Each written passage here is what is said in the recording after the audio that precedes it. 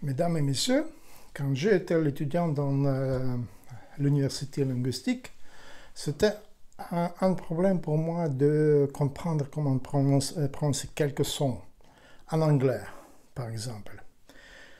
Mais un jour, après l'université, j'ai trouvé ce livre sur le marché de livres et j'ai compris que ce livre peut me sauver.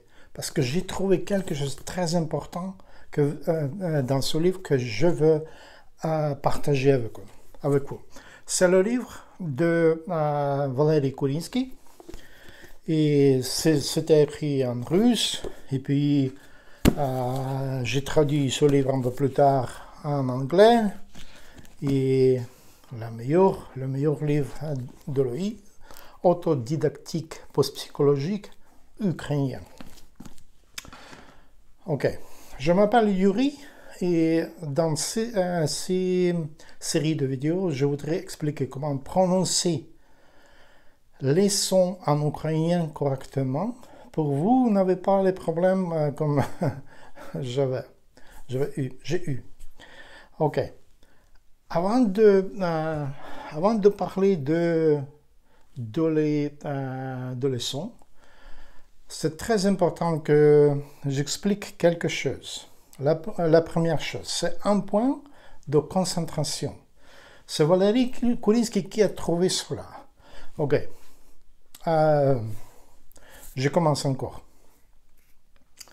Dans l'école ou dans l'université, on commence avec les sons. On commence avec phonétique, et puis on apprend les mots, les phrases, etc. etc.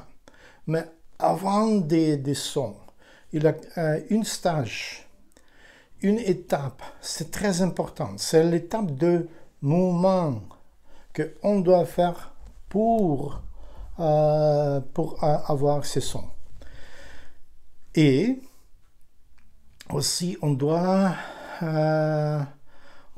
savoir comment faire cela et où envoyer les sons de la langue. Et Valéry Kourinski a trouvé un point de concentration. C'est quelque chose que nous aide d'envoyer les sons dans quelques points. Oui, dans quelques points. Pour les Français, c'est plus simple parce que... ok. En ukrainien, le point de concentration, c'est ici. Ça dit qu'on doit envoyer tous les sons, vous voyez, les consonnes, ici. En français, c'est ici. C'est pourquoi on doit changer la place, changer le point où on envoie les mouvements de notre bouche, de notre langue, et aussi mental. On doit comprendre qu'on envoie tous les sons ici, sur cette place. Sur les dents, on peut dire, sur les dents.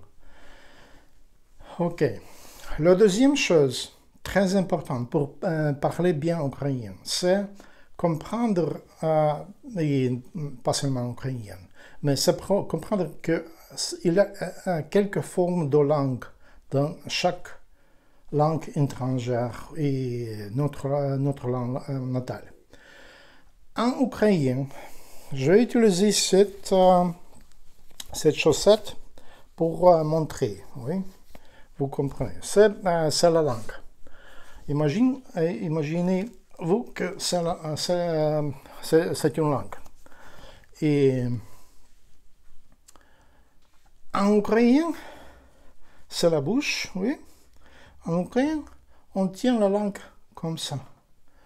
Et pour le français, c'est très simple, parce qu'en français, c'est aussi comme ça. La langue, c'est aussi comme ça. On ne doit pas changer de choses. C'est pourquoi apprendre ukrainien pour les Français, c'est simple.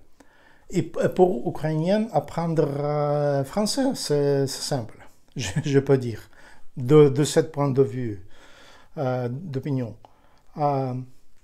Regardez, encore, la forme comme ça, et on a un point de concentration, c'est ici. On doit imaginer qu'on envoie tous les mouvements mentaux et physiques dans cette place. OK? Et aussi, j'ai pris cela de le livre de Valéry Kurinsky. Et aussi, une chose très importante, c'est il a introduit, ça s'appelle un apport. C'est, on peut dire, un chant d'oiseau. C'est une phrase qu'on peut utiliser, c'est une phrase qu'on peut utiliser pour changer d'une langue à l'autre langue. Et en ukrainien, je propose que vous utilisez la première phrase ou une ligne de Taras Shevchenko d'un poème. Et ça dit Sadok Vishnevy коло хати. Je vais écrire cette phrase sous cette vidéo en ukrainien. Et vous pouvez vous imaginer que quand vous dites cette phrase, quand on dit cette phrase, on concentre mentalement et physiquement sur les dents là-bas. Sadok Vishnevy коло хати. C'est trois choses que je voudrais expliquer. Et maintenant, on peut commencer. Vous les considérez, s'il vous plaît. Et maintenant, on peut commencer de parler de son en ukrainien.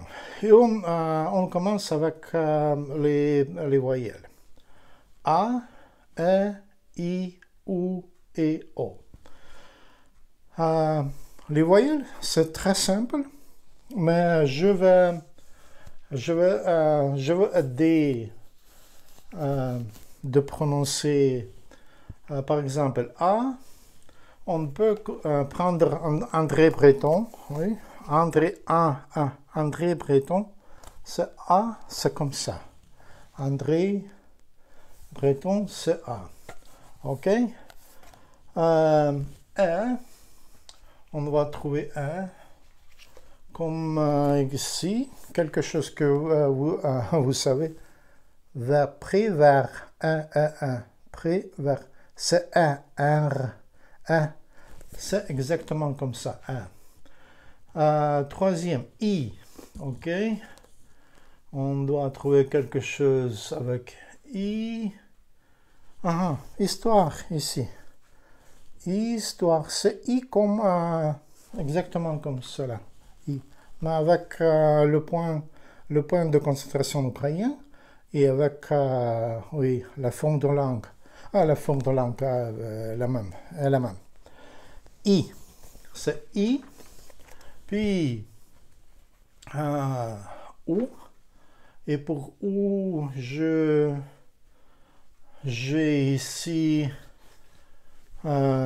Proust, Marcel Proust, ou c'est exactement cette ou.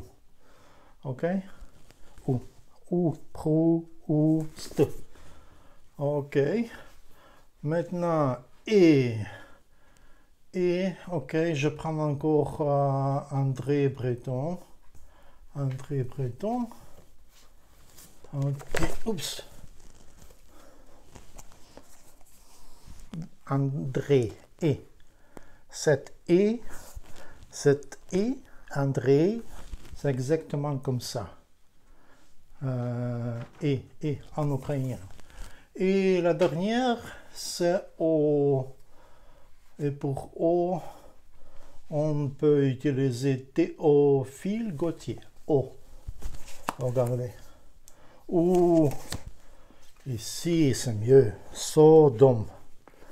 De Marcel Proust. Sodome. Gomorrhe. C'est O comme on dit aussi en ukrainien. Ok.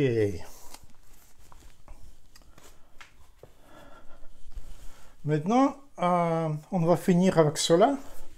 Et le devoir pour vous trouve quelques textes en ukrainien. Et traînez-vous avec cette chose. Le point de concentration ukrainien, c'est ici. Et la forme de la langue, c'est comme ça. On ne doit pas changer de choses. On ne doit pas changer une chose, mais je dois marquer ici quelque chose. En ukrainien, on envoie tous les sons ici, dans cette place, sur les dents, on peut dire. Ok, forme de la langue est la même. Et aussi, traînez-vous de dire cette apo, садок вишневий коло хати. Merci beaucoup. Au revoir.